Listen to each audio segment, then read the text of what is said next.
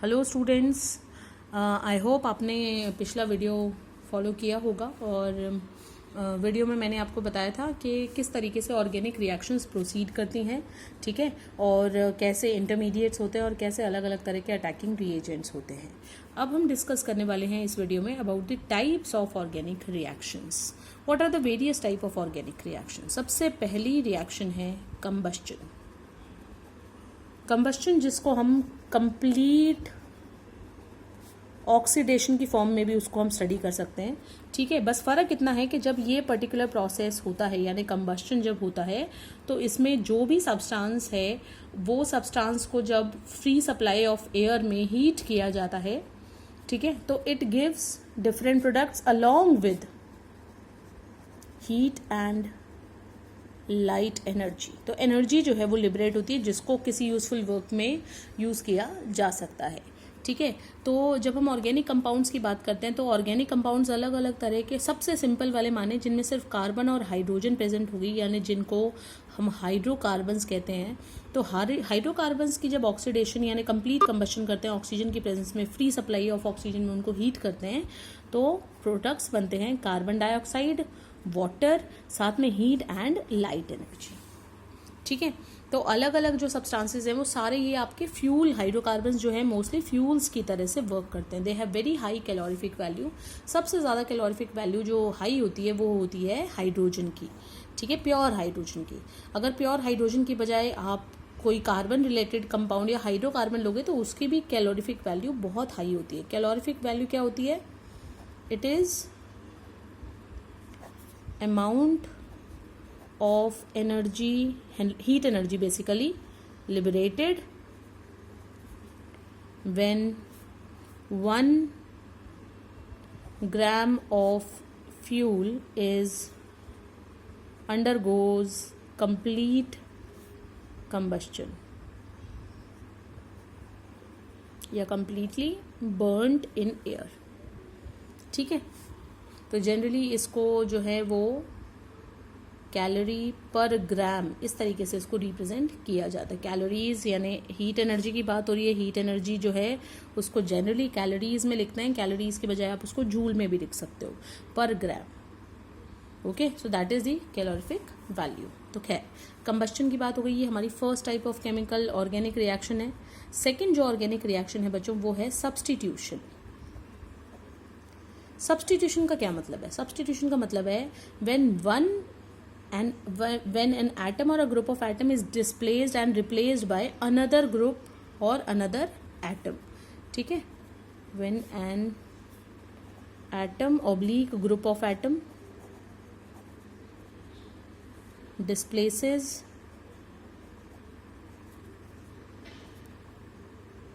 an atom और group of atom, अगर एक एटम को या ग्रुप ऑफ एटम को हटा करके अगर उसकी जगह पर कोई और एटम या ग्रुप ऑफ एटम आ जाता है तो उसको हम कहते हैं सब्सटीट्यूशन रिएक्शन। तो सब्सटीट्यूशन जो रिएक्शन है बेटा वो 3 तरीके से हो सकती है। इलेक्ट्रोफिलिक सब्सटीट्यूशन, जब इलेक्ट्रोफाइल यूज होगा, एक इलेक्ट्रोफाइल दूसरे इलेक्ट्रोफाइल को रिप्लेस करेगा। न्यूक्लियोफिलिक सब्सटीट्यूशन, एक न्यूक्लियोफाइल दूसरे न्यूक्लियोफाइल की जगह आएगा। और फ्री रेडिकल सब्सटीट्यूशन जहाँ फ्री रेडिकल रिप्लेस करेंगे। इलेक्ट्रोफिलिक सब्सटीट्यूशन जो है वो मेनली उन कंपाउंड्स में होती है जो बेंजीन रिंग वाले होते हैं, बेंजीन और एरोमेटिक जो कंपाउंड्स होते हैं वो इलेक्ट्रोफिलिक सब्सटीट्यूशन करते हैं। न्यूक्लियोफिलिक सब्सटीट्यूशन रिएक्शंस जो हैं वो करते हैं आपके कौन से कंपाउंड, जैसे RX, ClBr, इस तरह के कंपाउंड, हेलो अल्केन जिनको कहते हैं, वो कंपाउंड न्यूक्लियोफिलिक सब्सटीट्यूशन जो है वो सबसे ज़्यादा प्रेफर्ड करते हैं, RX, ठीक है। और जो फ्री रेडिकल है ये करती है आपकी अल्केन। ये अल्केन की एक खास रिएक्शन होती है, फ्री रेडिकल सब्सटीट्यूशन, ठीक है। आई होप यहाँ तक आप सबको समझ में आ रहा होगा। टाइप ऑफ ऑर्गेनिक रिएक्शंस की हम बात कर रहे हैं और ये हमारी different type of second type of reaction चल रही है। तो मैं फ्री रेडिकल का एग्जांपल आपको देती हूँ, जैसे आपका मिथेन हो गया, ठीक है। मिथेन को हेलोजन के साथ अगर हम सनलाइट की प्रेजेंस में हीट करते हैं, हीट ना भी करें अगर, तो भी ये रिएक्शन हो जाएगी। हाइड्रोजन हटेगा और उसकी जगह क्लोरीन आ जाएगी तो CH3Cl, और ये प्रोसेस चलता रहेगा जब तक सारे के सारे हाइड्रोजन रिप्लेस नहीं हो जाते, CH2Cl2, फिर CHCl3, CCl4। ये चारों तरह के कंपाउंड जो है हमें इस पर्टिकुलर रिएक्शन में मिलते हैं। फ्री रेडिकल सब्स्टिट्यूशन एक चेन रिएक्शन की तरह चलती है, एक बार शुरू हो गई चलती रहेगी। Understood everyone? So hydrogen is replaced by chlorine free radical. CH4 में जो कार्बन और हाइड्रोजन के बीच में बॉन्ड है वो टूटा, बराबर बराबर हाइड्रोजन का फ्री रेडिकल जो है उसकी जगह पर क्लोरीन का फ्री रेडिकल आ जाएगा, और हर बार साथ में HCl जरूर बनेगा, तो HCl will be your confirm product, और बाकी ये चारों प्रोडक्ट्स बनेंगे। ओके, इलेक्ट्रोफिलिक और nucleophilic substitution it's not the part of your syllabus, सिर्फ इनके टाइप्स पता होने चाहिए और ये पता होने चाहिए कि किस तरह का कंपाउंड किस तरह की रिएक्शन करेगा, ये आपको तैयार करना है। बेंजीन या जो एरोमेटिक कंपाउंड होते हैं वो इलेक्ट्रोफिलिक सब्स्टिट्यूशन करते हैं।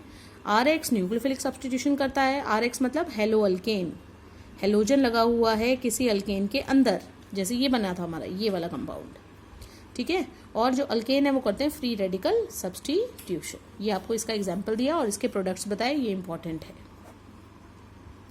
अंडरस्टूड? अच्छा जी, अब बात करते हैं हमारी थर्ड टाइप ऑफ रिएक्शन की। थर्ड टाइप ऑफ रिएक्शन है बच्चों एडिशन रिएक्शन। एडिशन रिएक्शन का क्या मतलब है? When a small molecule is added in unsaturated compounds। Organic compounds आपको मैंने बताया था सैचुरेटेड भी होते हैं, अनसैचुरेटेड भी। अगर कार्बन का कहीं डबल बॉन्ड या ट्रिपल बॉन्ड बना हुआ है तो वो अनसैचुरेटेड है, और सारे सिंगल बॉन्ड बने हुए हैं तो वो सैचुरेटेड कंपाउंड है। तो ऐसे अनसैचुरेटेड कंपाउंड्स में ही एडिशन रिएक्शन होती है, ये पहली बात। और उसमें होता क्या है, पूरा का पूरा एक मॉलिक्यूल का मॉलिक्यूल ऐड कर देते हैं। जैसे कि ये जो पर्टिकुलर रिएक्शन है, पहले इसके एग्जाम में आप उसको टाइप्स बता दूं। ये दो तरीके से चलती है बच्चों। एक तो चलती है इलेक्ट्रोफिलिक एडिशन और एक होता है न्यूक्लियोफिलिक एडिशन। ऐसा नहीं है कि इलेक्ट्रोफाइल ऐड होगा कि न्यूक्लियोफाइल ऐड होगा, ऐड पूरा ही होगा, लेकिन पहले इलेक्ट्रोफाइल होगा, उसके बाद दूसरा बचा हुआ पार्ट इसका। ऐसे ही इसमें पहले न्यूक्लियोफाइल ऐड होगा, फिर बाद में बचा हुआ हिस्सा होगा। एक मॉलिक्यूल के अंदर दोनों पार्ट्स होते हैं। जैसे अगर मैंने लिखा H2O तो इसमें H पॉजिटिव भी है, OH नेगेटिव भी है, इलेक्ट्रोफाइल भी है और न्यूक्लियोफाइल भी है। इन दोनों को मिला के ही तो मॉलिक्यूल बनेगा, ठीक है। तो इलेक्ट्रोफाइल और न्यूक्लियोफाइल, मॉलिक्यूल को पूरा बनाने से ही इलेक्ट्रोफाइल न्यूक्लियोफाइल दोनों उसके अंदर होते हैं, हर एक मॉलिक्यूल में होते हैं। तो ये हो गया आपके दो तरह के एडिशन। इलेक्ट्रोफिलिक एडिशन जो है वो करते हैं आपके अल्कीन्स और अल्काइंस। इनकी जो है वो बड़ी खास ये पर्टिकुलर रिएक्शन मानी जाती है। अल्कीन की खासकर ये बड़ी इंपॉर्टेंट रिएक्शन मानी जाती है इलेक्ट्रोफिलिक एडिशन। और न्यूक्लियोफिलिक एडिशन होता है एल्डिहाइड्स में, कीटोन्स में, ठीक है। इनके अंदर होता है आपका न्यूक्लियोफिलिक एडिशन। क्या डिफरेंस है भाई? अगर कार्बन और कार्बन के बीच में डबल बॉन्ड या ट्रिपल बॉन्ड बना हुआ है तो इलेक्ट्रोफाइल ही इनको अटैक कर सकता है, इलेक्ट्रॉन लविंग स्पीशीज इनके ऊपर अटैक करेगी। लेकिन अगर कार्बन के साथ ऑक्सीजन या कार्बन के साथ अगर नाइट्रोजन वगैरह, जैसे मैं यहाँ पे नाइट्राइल भी लिख देती हूँ, ये इस तरह के जो कंपाउंड्स होते हैं इनमें ऑक्सीजन और नाइट्रोजन क्योंकि कार्बन से ज़्यादा इलेक्ट्रोनेगेटिव है, ये इलेक्ट्रॉन को अपनी तरफ खींच लेते हैं। तो फिर फ्री इलेक्ट्रॉन बचते ही नहीं ताकि इलेक्ट्रोफाइल अटैक कर सके। इसलिए इनके ऊपर कौन अटैक करता है? इनके ऊपर फिर अटैक करता है न्यूक्लियोफाइल। कार्बन के ऊपर जब इसने इलेक्ट्रॉन पेयर दे देना है तो पॉजिटिव चार्ज बन जाएगा ना। अब ये पॉजिटिव सेंटर इस न्यूक्लियोफाइल को अपनी तरफ खींच लेगा, अट्रैक्ट कर लेगा। इसलिए इन दोनों की रिएक्शंस अलग हैं, ठीक है। तो ये था आपका एडिशन। अब मैं इलेक्ट्रोफिलिक का आपको एग्जांपल देती हूँ। बहुत पॉपुलर रिएक्शन है बच्चों। अनसैचुरेटेड जो हमारे कार्बन के कंपाउंड्स होते हैं वो जनरली होते हैं ऑयल्स, वेजिटेबल ऑयल्स, ठीक है। अब ये वेजिटेबल ऑयल जो हैं, जब इनमें हाइड्रोजन गैस को ऐड किया जाता है इन प्रेजेंस ऑफ निकल कैटलिस्ट, तो फिर ये हाइड्रोजन पूरी की पूरी इसके ऊपर जुड़ जाएगी, पूरा का पूरा मॉलिक्यूल जुड़ जाएगा। कैसे जुड़ेगा? डबल बॉन्ड हट जाएगा, दोनों को एक एक हाइड्रोजन मिल जाएगी। अब ये जो कंपाउंड बन गया, ये बन गया आपका सैचुरेटेड, और इसे कहते हैं वेजिटेबल घी। वनस्पति घी।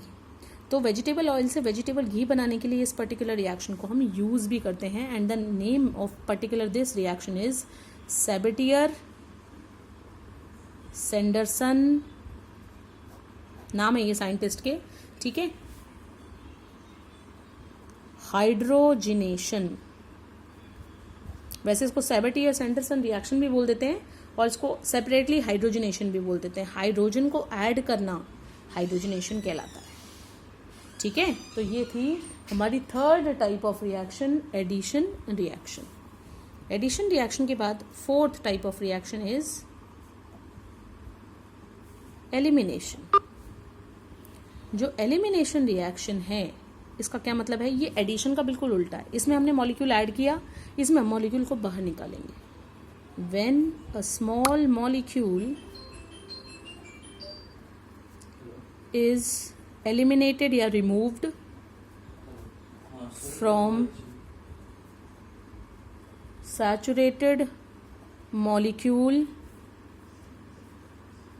To form unsaturated compound,